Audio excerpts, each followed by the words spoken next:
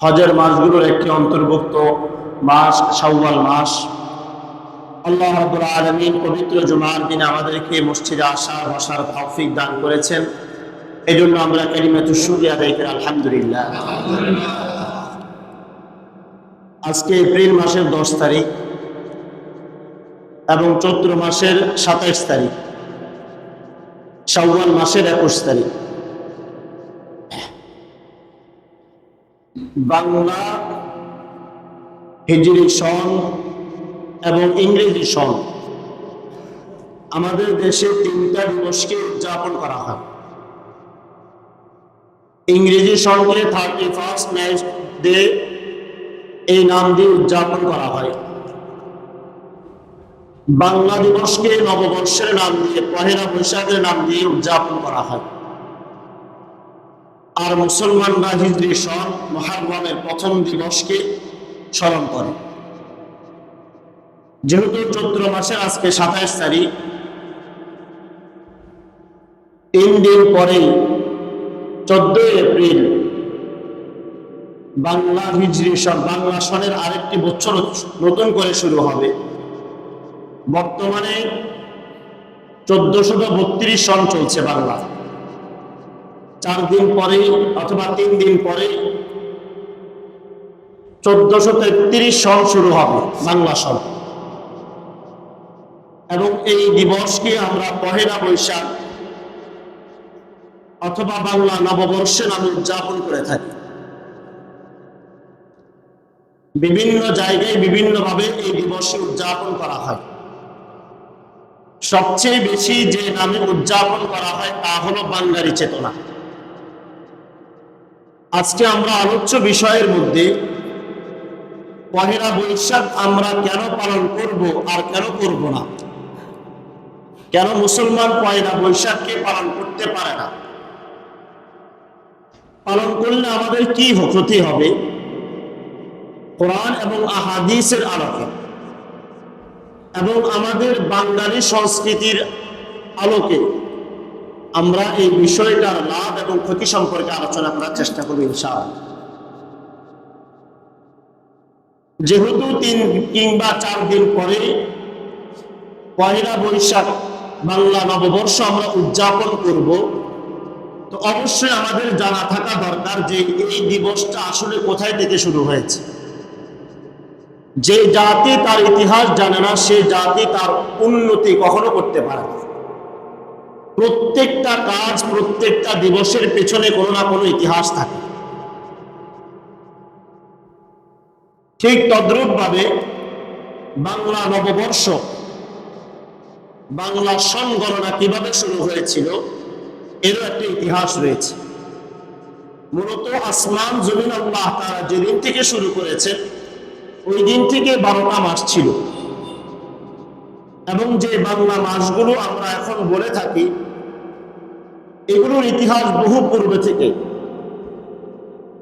বাকি এটাকে একটা সন হিসাবে গণনা শুরু হয়েছে হয়তো 300 বছর আগে। এর ইতিহাস যদি আমরা তালাশ করি তাহলে আপনি গুগলের মধ্যে পেয়ে যাবেন মোগল সম্রাট বাদশাহ আকবরের সময় আবুল ফজল নামক একজন ব্যক্তি, তিনি ইতিহাসবিদ ছিলেন।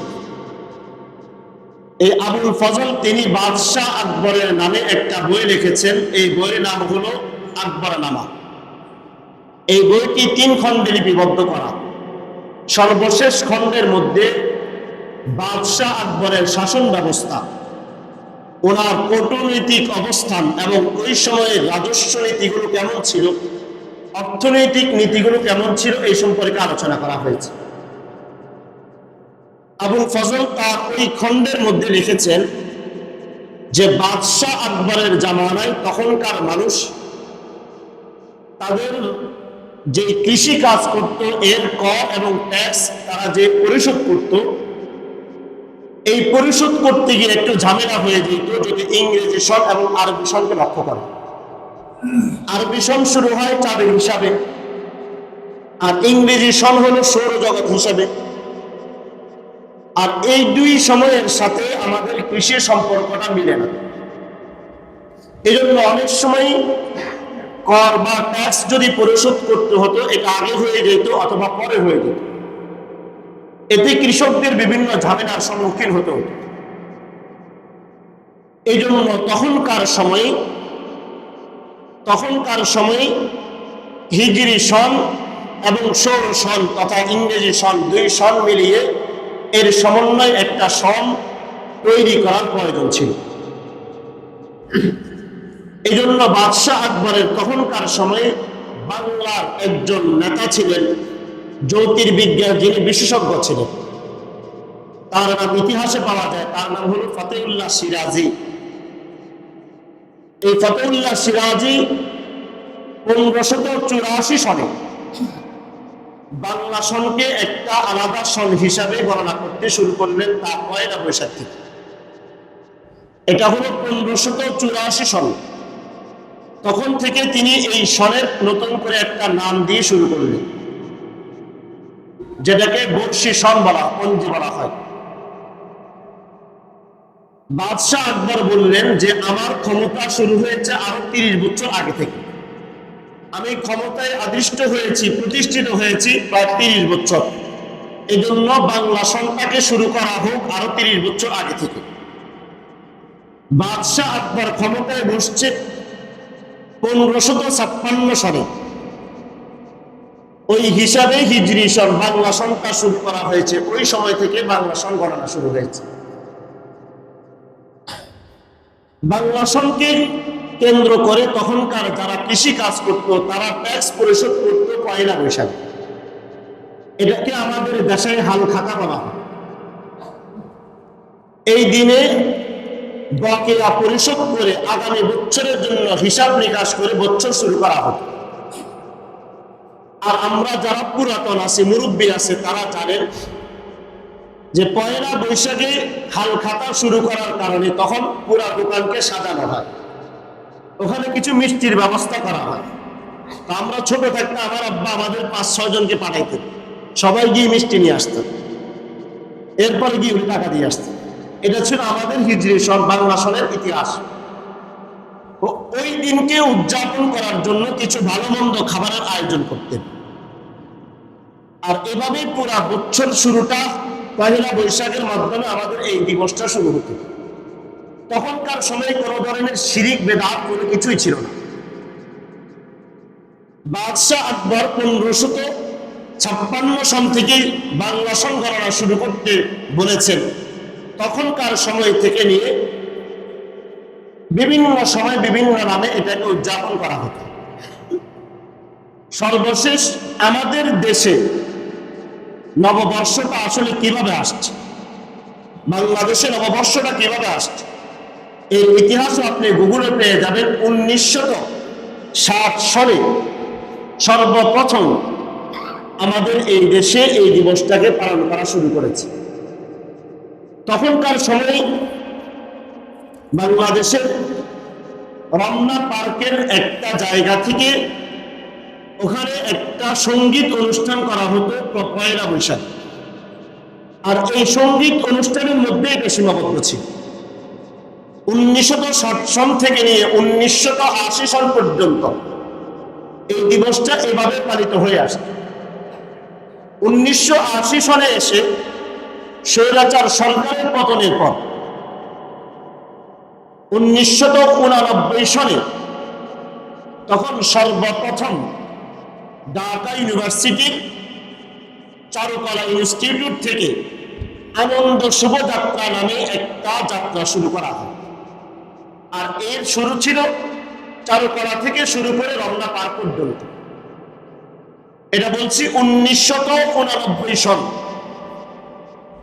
তখন আনন্দ শোভাযাত্রা নামে এই দিবসটি পালন করা হতো পয়লা বৈশাখ।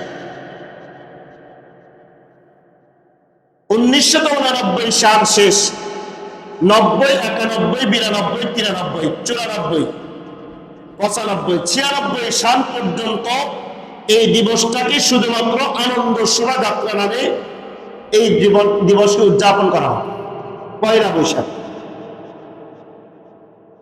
1996 সালে এই চারুকলা ইনস্টিটিউট থেকে আনন্দ শোভাযাত্রার নাম পরিবর্তন করে মঙ্গল শোভাযাত্রা নাম দিয়ে এই দিবসকে উদযাপন করা শুরু হয়েছে। 1996 সাল থেকে নিয়ে 2025 সাল পর্যন্ত আজও পর্যন্ত এই দিবসটাকে এখনো পর্যন্ত মঙ্গল শোভাযাত্রা নামে উদযাপন করা হয়। এবার আসি মঙ্গল শোভাযাত্রা দ্বারা কি উদ্দেশ্য। মঙ্গল অর্থ মঙ্গল, এটা আমরা সকলেই বুঝি। শোভাযাত্রা মানে হলো মিছিল করা, অর্থাৎ হলো শুভ মিছিল করা, শুভ যাত্রার জন্য মিছিল করা, ভবিষ্যৎটা যেন সুন্দর হয় এই জন্য একটা আনন্দ মিছিল করা। এখানে দুইটা অংশ, একটা হলো মঙ্গল কামনা করা, আর একটা হলো ক্ষতি থেকে রক্ষা করা। মঙ্গল কামনা করার অর্থ হলো যে আগামী একটা বছর যেন আমাদের মঙ্গল হয়। দ্বিতীয় নম্বর, আগামী একটা বছর যেন আমরা ক্ষতি থেকে বাঁচতে পারি, এই জন্য এই দিবসকে নাম দেওয়া হয়েছে মঙ্গল শোভাযাত্রা। এবার আসি মঙ্গল শোভাযাত্রার মধ্যে যে মিছিলটা হয়, এই মিছিলের মধ্যে সর্বপ্রথম যে বড় একটা ব্যানার থাকে, ওই ব্যানারের সামনে একটা পেঁচার ছবি দেওয়া থাকে। এই পেঁচার ইতিহাস যদি আপনি খোঁজেন তাহলে গুগলের মধ্যে পেয়ে যাবেন। হিন্দুদের একজন মূর্তির নাম ছিল লক্ষ্মীবতী, তার স্বামীর নাম ছিল বিষ্ণু দেবতা। এই বিষ্ণু দেবতার মাত্র 6 জন মেয়ে ছিল, কোনো ছেলে ছিল না। আর তাদের এই ঘরের মধ্যে যে জিনিসটাকে তারা মূল্যায়ন করতো তা হলো পেঁচা। তারা মনে করত যদি পেঁচা থাকে তাহলে সমস্ত অমঙ্গলগুলো দূর হয়ে যায়, মঙ্গল আসে। পেঁচাকে তারা কুলক্ষণ মনে করে। তো লক্ষ্মী দেবতা আর বিষ্ণু দেবতার তাদের এই দুইজন, এরা দুইজনই হিন্দু ছিল। তারা মনে করত ভাগ্য আসে, কল্যাণ আসে, আর কল্যাণকে দূর করে একমাত্র পেঁচা। এই জন্য পেঁচাকে তারা সামনে রাখে, পেঁচার মাধ্যমে সমস্ত কুলক্ষণগুলো দূর হয়। আমাদের শোভাযাত্রার মধ্যে যে মঙ্গল শোভাযাত্রার নামে যে দিবসকে উদযাপন করা হয়, ওখানেও একটা পেঁচাকে রাখা হয়। এর দ্বারা বোঝানো হয় আগামী এক বছর শুভ হোক আর অশুভ থেকে আমরা রক্ষা পাই। এই যে কালচারটা, এটা মুসলমানদের নাকি হিন্দুদের? হিন্দুদের। কিন্তু আমরা মুসলমানরা জেনে অথবা না জেনে এটাকে পালন করে আসছি। এই দিবসের মধ্যে কয়েকটা জিনিসকে খুব লক্ষ্য করে, মূল লক্ষ্য বানিয়ে এটাকে উদযাপন করা হয়। এক নম্বর হলো এখানে শরীরের মধ্যে বিভিন্ন ধরনের ছবি অঙ্কন করা হয়। যারা এই মঙ্গল শোভাযাত্রার মধ্যে যায় তারা শরীরের মধ্যে বিভিন্ন ছবি অঙ্কন করে, বিভিন্ন জিনিস আর্ট করে, যেটাকে আমাদের ভাষায় ট্যাটু বলা হয়। একদম বুখারী শরীফের হাদিস, আল্লাহ রাসূল সাল্লাল্লাহু আলাইহি ওয়াসাল্লাম বলেন, লাআনাল্লাহুল ওয়াসিলা ওয়াসিমাতি ওয়াল মুস্তাওশিমা। নবীজি বলেন, যারা ট্যাটু করে, যারা করায়, যে করছে গিয়ে আর যে করে দিয়েছে, আল্লাহ তাআলা তাদের উপর লানত করেন। এটা বুখারীর একদম স্পষ্ট হাদিস। ফুকাহায়ে কেরামগণ লিখেছেন আল মাওসুআতুল ফিকহিয়া কিতাবের মধ্যে, এখানে লেখা হয়েছে যে শরীরের মধ্যে যারা ট্যাটু করে এদের নামাজ, রোজা, এদের কোনো ইবাদত কবুল হয় না। কারণ এটা রাসায়নিক এক ধরনের বস্তু দ্বারা তৈরি করা হয়, অঙ্কন করা হয়, যেটার কারণে শরীরের চামড়া পর্যন্ত পানি যায়। আর শরীরের চামড়া যদি পানি দ্বারা না ভিজে তাহলে ফরজ গোসল হয় না, ওযু হয় না, এই জন্য তার নামাজ হয় না। এই মঙ্গল শোভাযাত্রার মধ্যে যে সমস্ত কাজগুলো করা হয়, অধিকাংশ কাজগুলোই হলো শিরকি কাজ। দ্বিতীয় নাম্বার, দেখবেন বিভিন্ন ধরনের মূর্তির ছবি অঙ্কন করছে। শোভাযাত্রা হলো বাঙালি শোভাযাত্রা, বাঙালি সংস্কৃতি। কিন্তু বাঙালি সংস্কৃতির ইতিহাস, এই ভারত উপমহাদেশের ইতিহাস দীর্ঘ 900 বছর পর্যন্ত মুসলমানরা শাসন করে আসছে। এবং সমস্ত ধর্মের সকলের ধর্মের মূল হলো ইসলাম। সকলের ধর্মের মূল হলো আদম আলাইহিস সালাম। আর আদম আলাইহিস সালাম ছিলেন একজন মুসলিম আল্লাহ বিশ্বাসী। আমাদের মূল ধর্মের মূল হলো কি? আল্লাহ তাআলা তাওহীদের প্রতি বিশ্বাস। তো বাংলা সহ পুরা ভারত উপমহাদেশ দীর্ঘ 900 বছর পর্যন্ত মুসলমানরা শাসন করে আসে। মুসলমানরা যেই দেশ শাসন করে আসছে, মুসলমানদের পূর্বপুরুষ সকলেই হলো মুসলমান, কিন্তু আমাদের মঙ্গল শোভাযাত্রার মধ্যে ছবি আসতেছে সবগুলা মূর্তির। এই ছবিগুলো যারা অঙ্কন করতেছে এদের ব্যাপারে আল্লাহ রাসূলের হাদিস, বুখারীর হাদিস, ইন্না লাশাদ্দান নাস আযাবান ইনদাল্লাহি ইয়াওমাল কিয়ামাতি আল মুসাওবিরুন। নবীজি বলেন কিয়ামতের দিন সবচেয়ে কঠিন থেকে কঠিন শাস্তি হবে ওই ব্যক্তির যে ছবি অঙ্কন করে। বিভিন্ন প্রাণীদের ছবি, বিভিন্ন পেঁচা, ভাগ, ভাল্লুক এগুলোর ছবি অঙ্কন করে এই দিবসকে উদযাপন করা হয়। ওদিকে ইসলাম বলতেছে যারা ছবি অঙ্কন করে, আল্লাহ রাসূল বলছেন এরা কিয়ামতের দিন সবচাইতে কঠিন আযাব, কঠিন শাস্তির সম্মুখীন হবে। তাহলে যেই কাজ করলে আল্লাহ তাআলা আখিরাতে শাস্তি দিবেন, তো ওই কাজ করে আমি আগামী 1 বছরের শুভকামনা কেমনে করি? দ্বিতীয় নাম্বার, এখানে মূর্তির সয়লাভ চলে। বিভিন্ন ধরনের মূর্তিদের ছবি অঙ্কন করা হয়। আল্লাহ তাআলা কোরআনে বলেন ফাজতানিবুর রিজসা মিনাল আওসান, তোমরা মূর্তি পূজার নাপাকি থেকে বেঁচে থাকো। আর মূর্তিকে যারা সামনে রাখে তারা সরাসরি আল্লাহ তাআলার সাথে শিরিক করে। তারা বুঝাতে চায় আমাদের কল্যাণ এবং অকল্যাণের মালিক আমাদের এই মূর্তিরা, আর সরাসরি এটা আল্লাহ তাআলার শিরিক। শিরিকের ব্যাপারে আল্লাহ তাআলা বলছেন ওয়ালাউ আশরাকু লাহাবিতা আমালুহুম, যদি তোমরা শিরিক করো তাহলে তোমাদের সমস্ত আমাল আল্লাহ তাআলা নষ্ট করে দিবেন। তো যে কাজ করলে আল্লাহ তাআলা আমাল নষ্ট করে দিবেন, ওই কাজ করে আপনি মঙ্গল শুভ কামনা কিভাবে করি? আমরা কিভাবে মঙ্গল শোভাযাত্রায় অংশগ্রহণ করে মঙ্গল কামনা করি? শিরিক করলে কি পরিমাণ গুনাহ? আল্লাহ তাআলা বলেন ইন্নাল্লাহা লা ইউশরিকু আন ইয়াগফিরা বিহি ওয়া ইয়াগফিরু মা দুনা যালিকা লিমান ইয়াশা। কোন একজন ব্যক্তি যদি শিরিক করে, এর বিপরীতে যদি সে হাজার কোটি গুনাহ করে, সে একজন মানুষ হত্যা করে, সে যদি শিরকি কাজ করে, সে যদি জেনা করে, ব্যভিচার করে, মদ পান করে, এছাড়া যত গুনাহ আছে আল্লাহ তাআলা বলেন একমাত্র শিরিক ছাড়া যত গুনাহ আছে আমি চাইলে সবকিছু মাফ করতে পারি। এছাড়া যত গুনাহ আছে আমি সমস্ত গুনাহ মাফ করতে পারি। লা ইয়াগফিরু আন ইউশরাকা বিহি, কিন্তু শিরকি গুনাহ আল্লাহ তাআলা মাফ করতে পারেন না।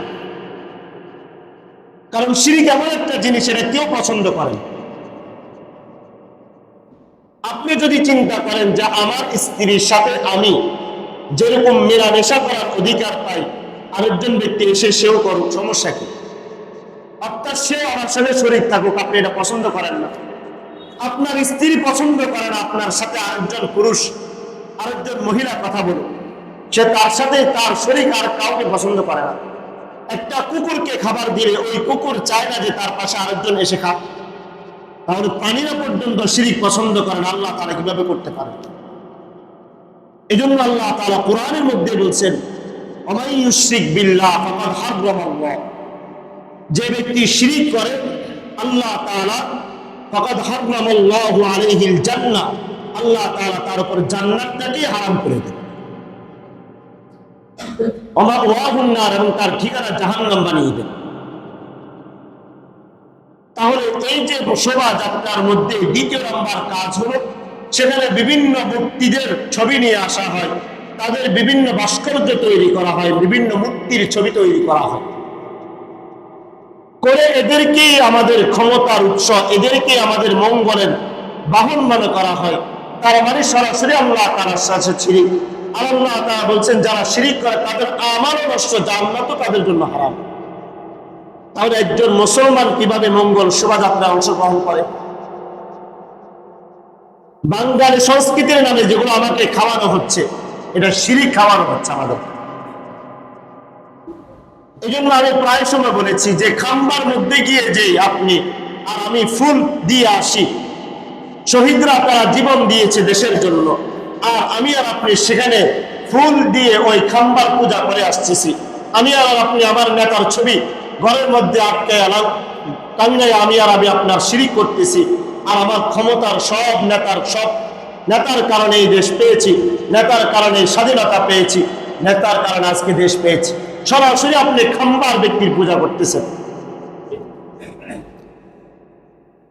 তো এটা সর্ব ধরনের সমস্ত শিরকি কার্যক্রম। তৃতীয় নাম্বার,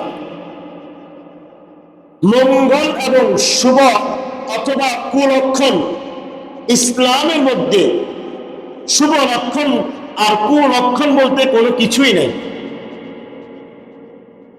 মিশকাত শরীফের হাদিসের মধ্যে একদম আলাদা একটা অধ্যায় নিয়ে আসা হয়েছে, যে অধ্যায়ের মধ্যে দেওয়া হয়েছে যে ইসলামের মধ্যে শুভ লক্ষণ আর কুলক্ষণ বলতে কোনো কিছুই নাই। অথচ এটা আমি, আমার ঘর, আমার স্ত্রী, আমার পরিবার সবাই বিশ্বাস করে। সকালবেলায় উঠার পরে কুকুর ডাকতেছে আর আপনার স্ত্রী বলতেছে আজকে জানি কোন বিপদ হয়। মুরগি লড়াই করতেছে, আজকে বাসায় মেহমান আসবে। রাত্রেবেলায় কোনো প্রাণীর আওয়াজ শোনা গেছে, কোনো ধরনের বিপদ অপেক্ষা করতেছে। সকালবেলায় উঠে দরজার সাথে ধাক্কা খেলেন আর বললেন তার কপাল দেখে জানে, চেহারা দেখে উঠছে আজকে মনে হয় দিনটাই কুফা যাবে।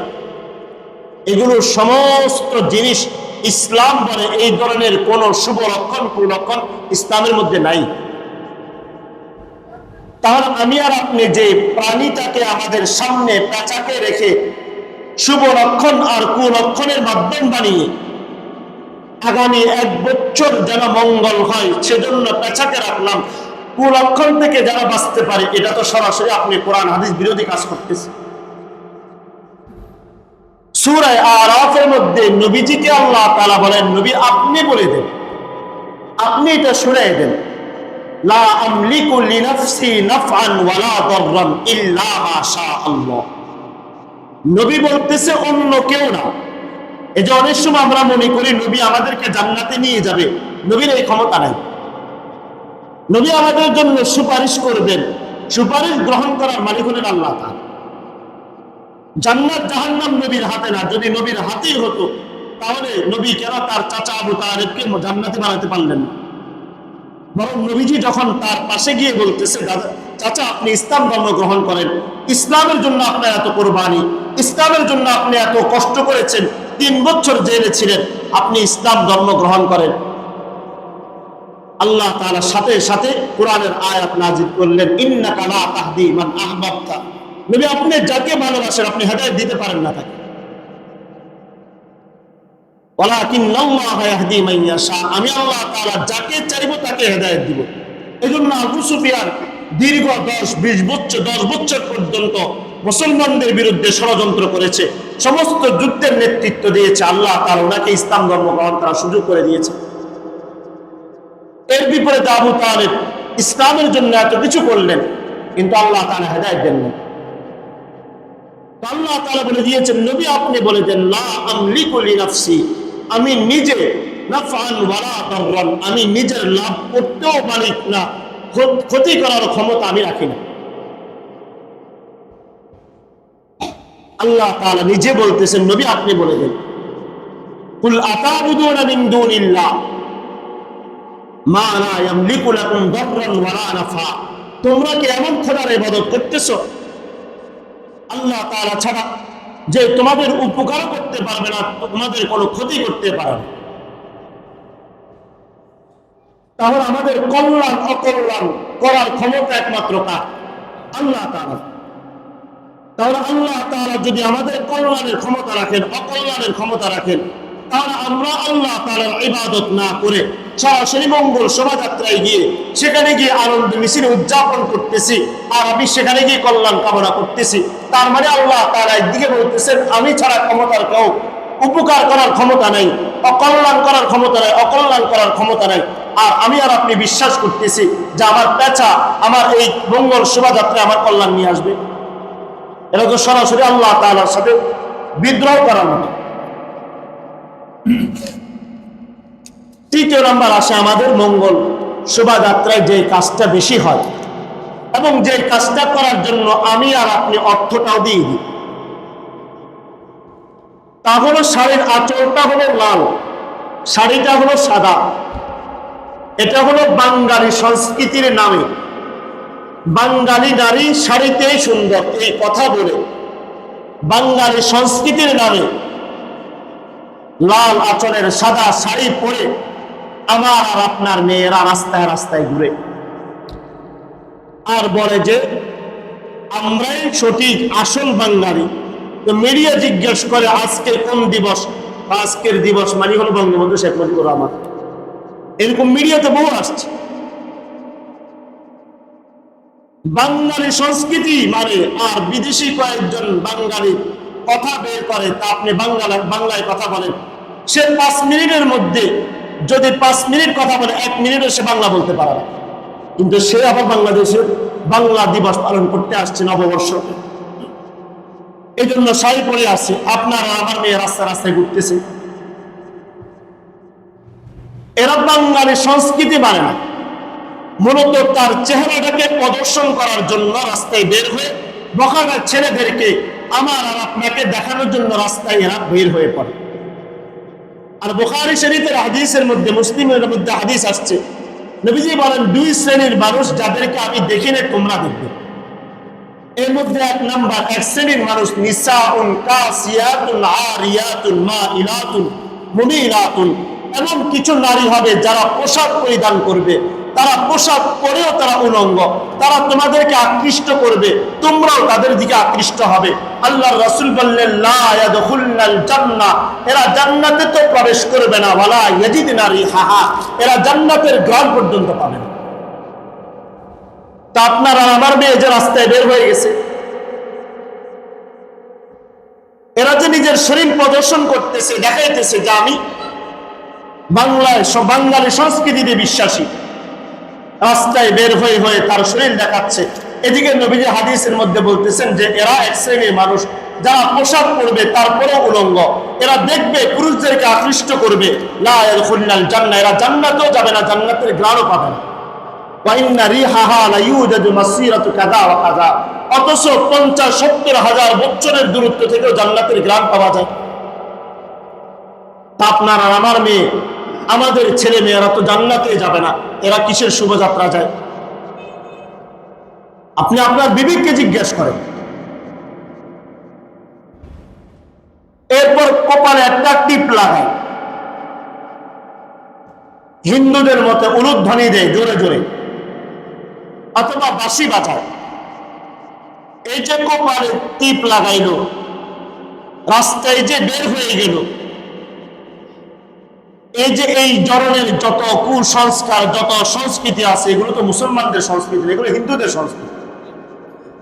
আর এরা আরেকটা সংস্কৃতি হলো আমাদের দেশের সবচাইতে গুরুত্বপূর্ণ জঘন্য ব্যক্তি হলো শাহবাগীরা, যারা মাসের পর মাসে গোসল করে না, শরীরের মধ্যে শাড়ি একটা পরে, একাধিক পুরুষের সাথে কয়েকবার মেলামেশা করছে, 10-20টা পুরুষের সাথে এদের সম্পর্ক ছিল, এরা কয়েকজনের সাথে সংসার করছে, সব কিছু খাইয়ে এখন আসি, ছেঁকা খাইয়ে আবার আসি বলে যে মোল্লারাই আমাদের সংস্কৃতির বিরুদ্ধে।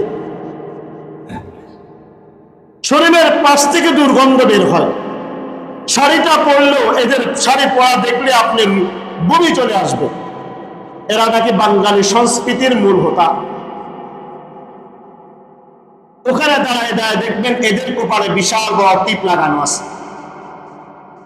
তো এই জন্য অনেকেই বলে, বিশেষজ্ঞরা বলে যে শাহবাগী চিনার কয়েকটা উপায়। একটা হলো এদের শরীর থেকে পুরুষের মতো বেড়ার দুর্গন্ধ, যেরকম শরীর থেকে দুর্গন্ধ বের হবে। দ্বিতীয় নম্বর, এদের চেহারার দিকে তাকাইতেও মন চাইবে না, দেখলে বমি চলে আসবে। তৃতীয় নম্বর হলো এদের এখানে একটা কপালে টিপ থাকবে। আর আমার আপনার মেয়েরা এভাবে টিপ লাগায় রাস্তা রাস্তায় বের হয়েছে। নবী বলেন মান তাশাব্বাহা বিকওমিন ফাহুয়া মিনহুম, যে জাতির সাথে সম্পর্ক রাখবে তার হাসর নাসর তাদের সাথেই হবে। এজন্য আপনার মেয়ে যদি হিন্দুদের সাথে, সংস্কৃতির সাথে সম্পর্ক রাখে, তার যদি হিন্দুদের মধ্যে সাজতে মন চায়, খ্রিস্টান ইহুদি নাসারাদের সাথে সম্পৃক্ত রাখার মন চায়, তাহলে তার কিয়ামতের দিবসে তার জান্নাত জাহান্নাম সবকিছু তাদের সাথেই হবে।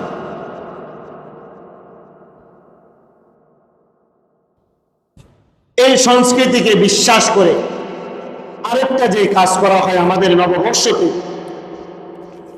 নববর্ষকে শুভেচ্ছা জানানো হয়। দুনিয়ার নিয়ম অনুযায়ী আল্লাহ তাআলা আমাদেরকে ডাকে হাইয়া আলাস সালাহ হাইয়া আলাল ফালাহ, কল্যাণের দিকে আসো, সফলতার দিকে আসো। মুয়াজ্জিন আমাদেরকে ফজরের সময় ডাকবে হাইয়া আলাস সালাহ হাইয়া আলাল ফালাহ, সফলতার দিকে আসো, কল্যাণের দিকে আসো। আর আমি আর আপনি বড় একটা ব্যানার নিয়ে নিজেকে শাহবাগী দাবি করে কপালে টিপ লাগাইয়া আর একটা শাড়ি পরিয়া রাস্তায় বের হয়ে বলি রবীন্দ্র ঠাকুরের গান গাই, এসো হে বৈশাখ অন্তরে অন্তরে। এই দিবস আজ পর্যন্ত যে আমরা পালন করি নাই, এটা আমাদের মুসল্লিরা পালন করে নাই, বৈশাখকে আমাদের কাছে আসে নাই। আপনার বাবা 14 গোষ্ঠীর কাছে এই বৈশাখটি যায়নি, তাহলে আমাদেরকে নতুন করে কেন ডাকতে হবে এসো হে বৈশাখ অন্তরে অন্তরে? আর যার কবিতা গেয়ে আমি বাঙালি সংস্কৃতি বিশ্বাস করতেছি, বাঙালি সংস্কৃতি পালন করতেছি, ইনি হলেন আমাদের হিন্দুদের সবচেয়ে বড় গডফাদার, আমাদের রবীন্দ্র ঠাকুর। ঠাকুরকে আমি এত বিশ্বাস করি, কবি নজরুলের কবিতা আমার ভালো লাগে না, ঠাকুর যা বলবে তাই সত্য। এজন্য ঠাকুর বলে গিয়েছেন এসো হে বৈশাখ অন্তরে অন্তরে, এজন্য আপনি ডাক দিতেছেন এসো হে বৈশাখ আসো আসো। আল্লাহ রাসূল সাল্লাল্লাহু আলাইহি ওয়াসাল্লাম বাইহাকী শরীফের মধ্যে হাদিস আছে যে তোমরা কি ইহুদি খ্রিস্টানদের তাদের নাইরোজ এবং মেহেরজাদ নামক দুইটা অনুষ্ঠান হয়, হিন্দুদের খ্রিস্টানদের বড়দিন, তোমরা এই দিনগুলোতে তাদের কাছেও যাবে না, তাদের গির্জার পাশেও যাবে না। যদি যাও তাহলে কিয়ামতের দিবসে তোমাদেরকে তাদের সাথে একত্রিত করা হবে। তো আজ পর্যন্ত তো আমরা পয়লা বৈশাখ পালন করি নাই, পয়লা বৈশাখ তো আমাদের কাছেও আসছে।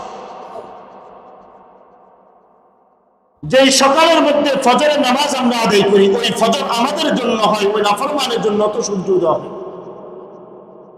বেনামাজির জন্য তো সূর্য উদয় হয়, বেনামাজির জন্য তো সূর্যটা ডুবে, আমার জন্য সূর্যটা ডুবে। দিবস তো কারোর জন্য থেমে থাকে না। আমার আর আপনার কোন ঠেকা পড়েছে পয়লা বৈশাখকে ডাক দিতে হবে এসো হে বৈশাখ? তো আপনি সেখানে যাচ্ছেন, গিয়ে বৈশাখকে ডাকতেছেন আর পান্তা ভাত চাইতেছেন। আপনার বিশ্বাস হলো পুরা বছরে যদি কেউ বছরের শুরুতে পান্তা ভাত খায় আর ইলিশ মাছ খায়, তাহলে পুরা বছর ইলিশ আর পান্তা ভাত খাওয়ার সুযোগ আল্লাহ তাআলা করে দিবেন। অথচ এমন পোড়া কপাল আপনার, পুরা বছর আর কোনোদিন ইলিশের ছোঁয়াও দেখেননি। আপনি তো দেখেন না, শাহবাগীরাও দেখেনি।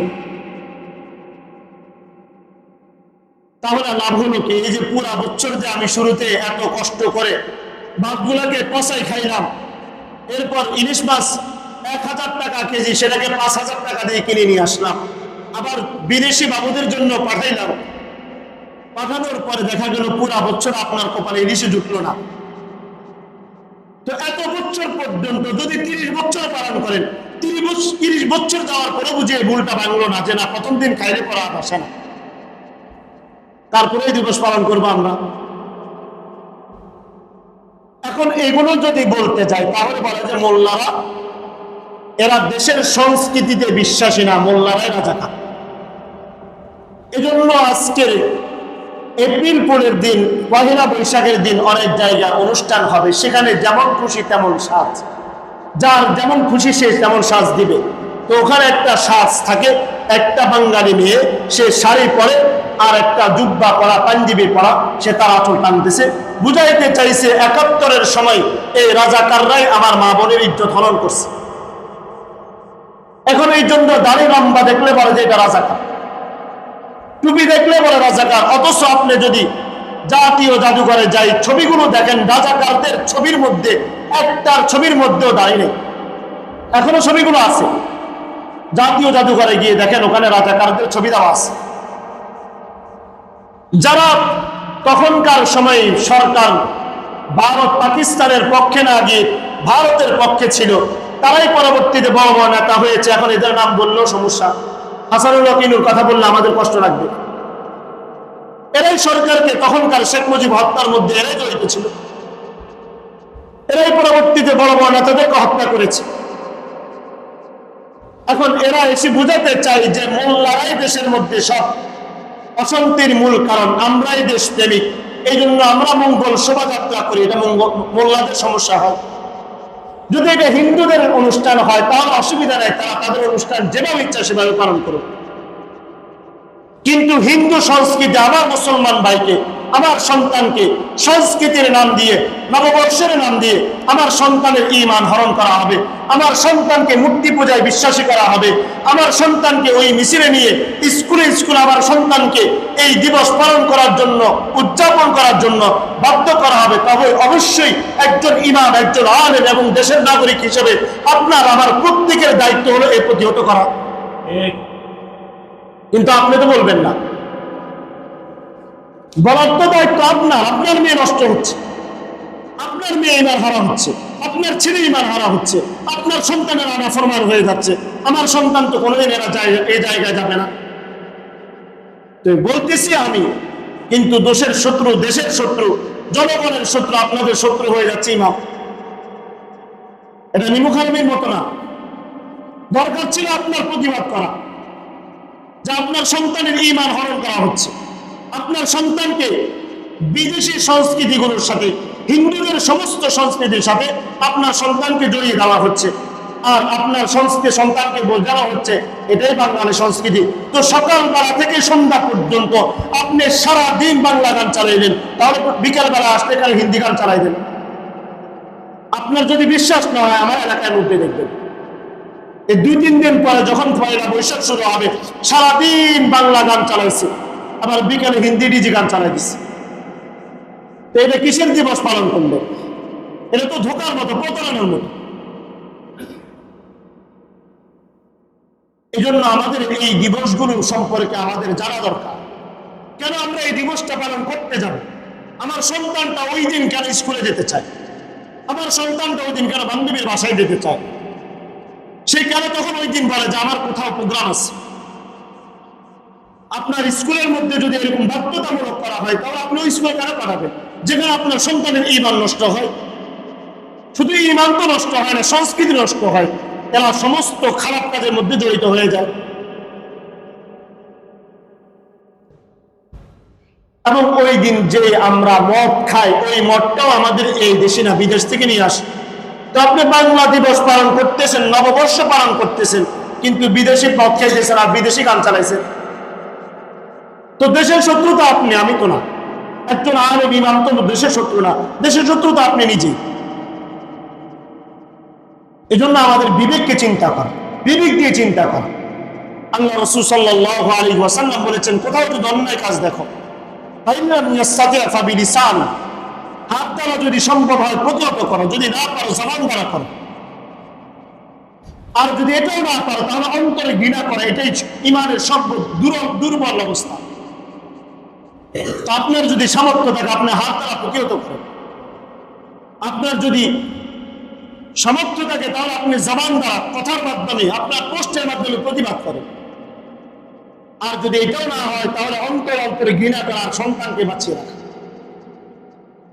এই জন্য যারাই এই সংস্কৃতির জন্য টাকা দিবেন, অথবা আপনার সন্তানকে শাড়ি কিনে দিবেন, আপনার ছেলেকে পয়সা দিবেন, তো মনে রাখবেন এই সংস্কৃতিতে যতগুলো অন্যায় কাজ হবে এর একটা আমলনামার সওয়াবটা আপনার আমলনামার মধ্যে যাবে, যে সওয়াব আপনাকে জান্নাতে নেবে না, জাহান্নামে নিয়ে যাবে। এই জন্য আমরা চেষ্টা করব, নতুন বর্ষ আসার পরে, নতুন বর্ষ মুসলমানরা নামাজের মাধ্যমে শুরু করে। আমাদের নামাজ প্রত্যেক দিন সকালবেলা সূর্য উদিত হয়। আপনারা জানলে আরো আশ্চর্য হয়ে যাবেন। ওই দিন সকালবেলা একদম ফজরের সময় উঠে সূর্য যখন উদিত হয় তখন থেকে একটা এই মঙ্গল শোভাযাত্রা শুরু করে রমনা পার্ক পর্যন্ত আসে। এখন ঢাকার বিভিন্ন এরিয়াতে যায়। এর কারণ কি?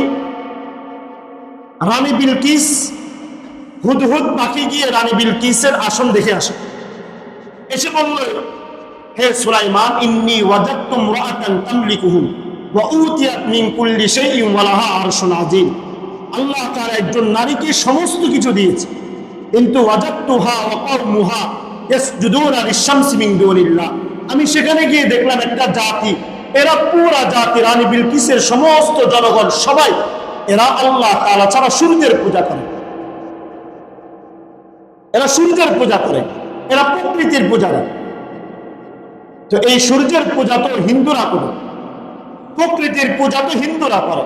তাহলে আপনার সন্তান আর আমার সন্তান সূর্য উদিত হওয়ার আগে ঢাকা ইউনিভার্সিটির ওই চারুকলা ইনস্টিটিউটের সামনে গিয়ে কেন অপেক্ষা করে, রমনা পার্কে গিয়ে কেন অপেক্ষা করে? তার মানে সে বোঝাতে চাই সূর্য উদিত হবে, আমি মঙ্গল শোভাযাত্রা নিয়ে বের হব, তখনই আমার মঙ্গল সূর্য দিয়ে দিবে। এই জন্য আমরা সচেতন হই। আপনার কাছে মিডিয়া আছে, আপনার কাছে গুগল আছে, আপনি সার্চ করে নিজে দেখেন। আল্লাহ রাব্বুল আলামিন আমাদেরকে সংস্কৃতির নামে সমস্ত গুনাহ, অন্যায়, অপরাধ, বিশেষ করে শিরিক, বিদআত এবং মূর্তি পূজা থেকে আল্লাহ তাআলা বেঁচে থাকার তৌফিক দান করেন। ওয়া আখিরু দাওয়ানা আলহামদুলিল্লাহি রাব্বিল আলামিন।